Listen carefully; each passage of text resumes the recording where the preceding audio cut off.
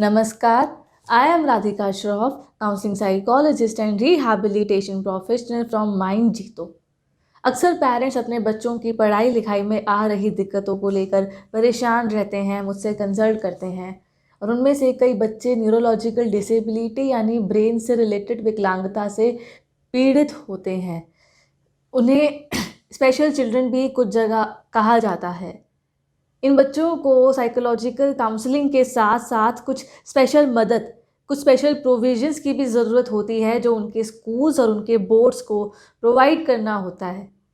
इन special provision से इन बच्चों की दिक्कतों को मिनिमाइज़ किया जा सकता है, उन्हें कम से कम किया जा सकता है।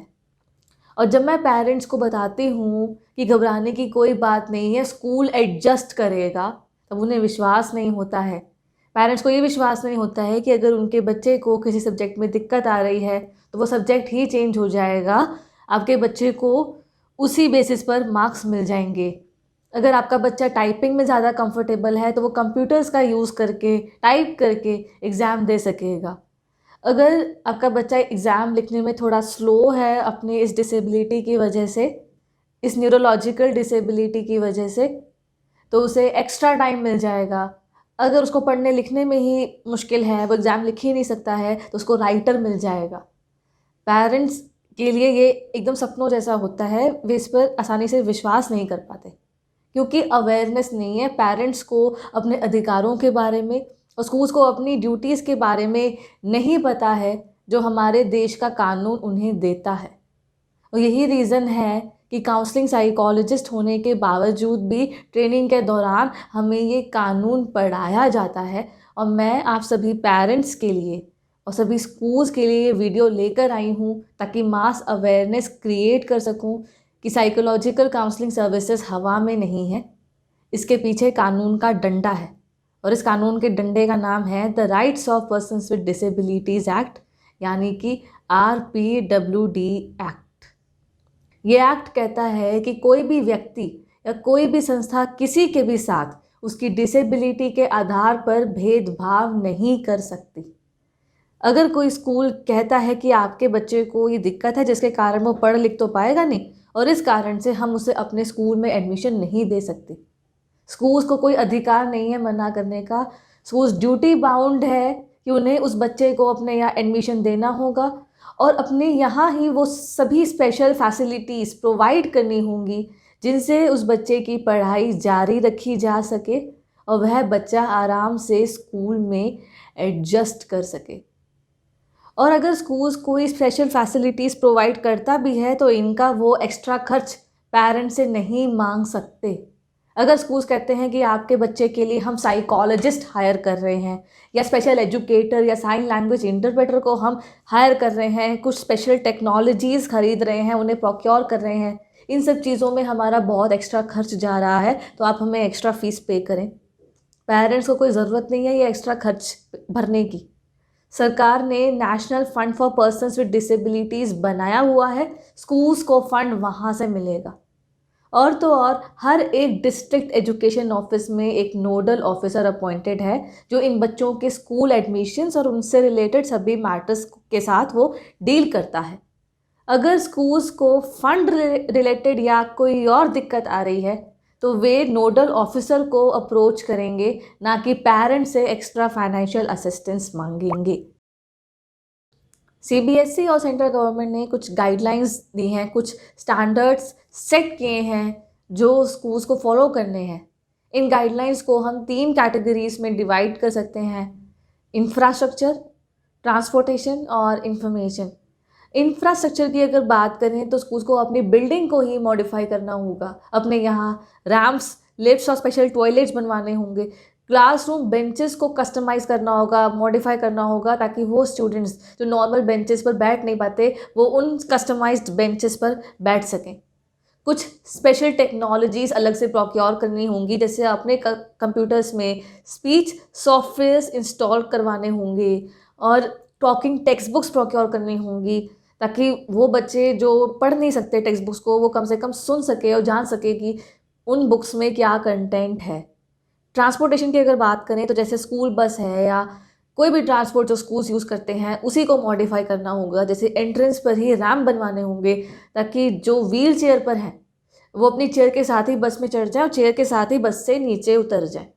इन्फॉर्मेशन की अगर बात करें तो स्कूल्स को अपनी वेबसाइट पर सब कुछ स्टेट करना होगा, क्योंकि वेबसाइट एक ऐसा सोर्स है जहाँ से पेरेंट्स और स्टूडेंट्स को बहुत सारी इन्फॉर्मेशन आसानी से मिल जाती है।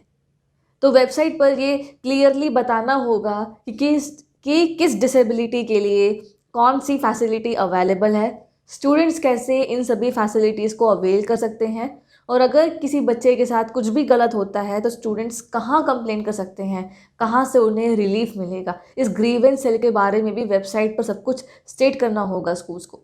और जो टीचर्स हैं, जो रेगुलर टीचर्स हैं, उनको भी ट्रेंड और इन्फॉर्म्ड रखना होगा इंक्लूसिव एजुकेशन के कंसेप्ट के लिए, ताकि वो इसे प्रैक्टिस कर पाए।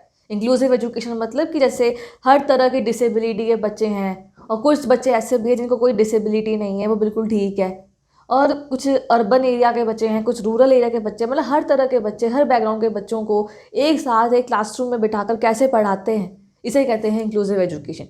टीचर्स की रेगुलर ट्रेनिंग करवानी होगी इस कंसेप्ट के लिए, ताकि वे इसे रियल लाइफ में, रियल स्कूल्स में प्रैक्टिस कर पाए। सीबीएसई और दूसरे बोर्ड्स और सेंट्रल गवर्नमेंट ने गाइडलाइंस तो दे दी, आरपीडब्ल्यूडी एक्ट तो बन गया, पर कई बार ऐसा देखा गया है कि कुछ लोगों को कोई दिक्कत नहीं होती, कोई विकलांगता नहीं होती, पर फिर भी गलत तरीक़ों से वे इन सभी स्पेशल प्रोविजंस को अवेल करने की कोशिश करते हैं। इस चीज़ को अवॉइड करने के लिए पेरेंट्स और स्टूडेंट्स के लिए ज़रूरी हो गया है कि उनके पास एक गवर्नमेंट प्रूफ हो जिससे ये साबित हो सके कि उन्हें सच में मदद की ज़रूरत है। ये प्रूफ है मेडिकल सर्टिफिकेट ऑफ डिसेबिलिटी। इस सर्टिफिकेट में मेंशन होता है कि बच्चे को कौन सी डिसेबिलिटी है और जिसके कारण उन्हें क्या क्या दिक्कत आ रही है, और उन्हें कौन कौन से स्पेशल फैसिलिटीज़ की ज़रूरत है जिससे उसकी दिक्कतों को कम से कम किया जा सके।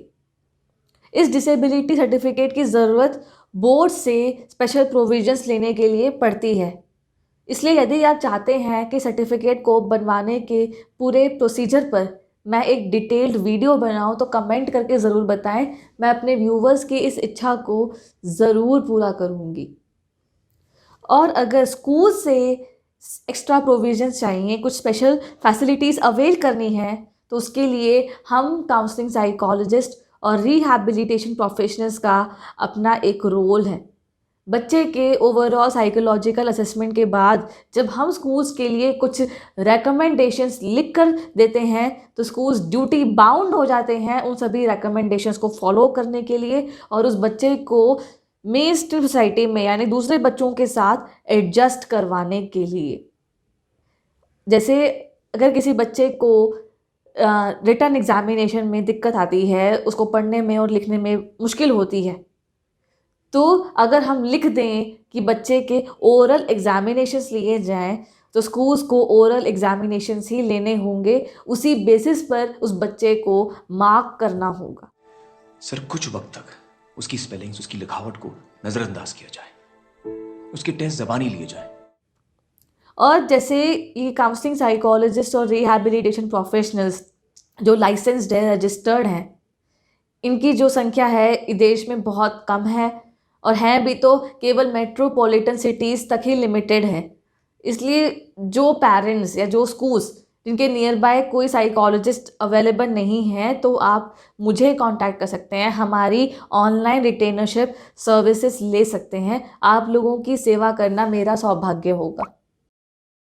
अगर स्कूल्स ने ये इन सभी रिकमेंडेशंस के बावजूद भी, इस डिसेबिलिटी सर्टिफिकेट के बावजूद भी कह दिया कि हमारे यहाँ तो कोई स्पेशल स्टाफ ही नहीं है, हमारे यहाँ तो वो फैसिलिटीज़ ही नहीं है, हमारे यहाँ तो वो स्पेशल टेक्नोलॉजीज़ है ही नहीं, कुछ रिसोर्सेज भी नहीं है, अच्छा होगा कि आप अपने बच्चे का टीसी यहाँ से ले जाए और उसे किसी और दूसरे स्कूल में एडमिशन करवा लें।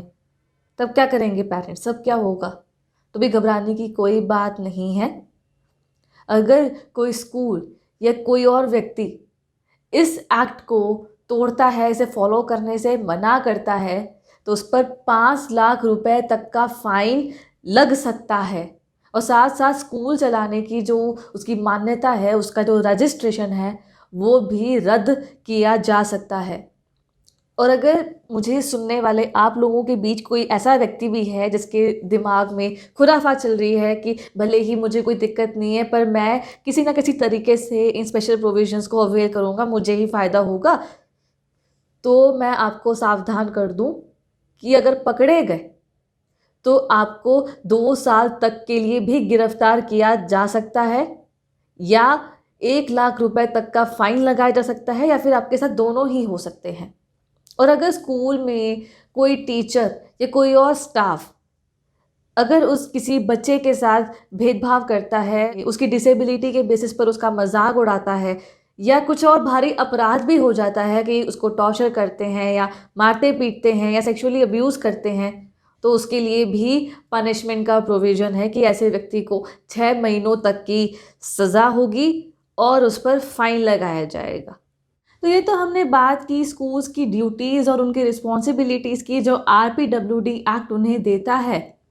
पर अगर आपके बच्चे को न्यूरोलॉजिकल डिसेबिलिटी है या उसे कोई स्पेशल नीड्स है और आप उसे सिविल सर्विसेज में भेजना चाहते हैं, उसे IAS, IPS या IFS बनाना चाहते हैं, और आप सोच रहे हैं कि UPSC कैसे एडजस्ट करेगा, वो क्यों एडजस्ट करेगा, तो आपको बता दूं कि RPWD एक्ट के तहत UPSC को भी वो सभी स्पेशल प्रोविजंस देने होंगे जो CBSE और दूसरे स्टेट बोर्ड्स देते हैं, जो स्कूल्स अपने सभी स्टूडेंट्स को देते हैं। ये मैं नहीं कह रही हूँ, ये दिल्ली हाई कोर्ट कहती है। ये बात हम जानेंगे नेक्स्ट वीडियो में Delhi high court case ruling के माध्यम से कि कैसे UPSC को भी झुकना पड़ता है देश के कानून के आगे, RPWD एक्ट के आगे। तो चैनल को सब्सक्राइब करें और बेल आइकन को हिट करें, इस वीडियो को बिल्कुल भी मिस ना करें। ये आपके अपने बच्चों के जीवन का सवाल है, उसके भविष्य का सवाल है। इस वीडियो को ध्यानपूर्वक सुनने के लिए आप सभी का बहुत बहुत धन्यवाद।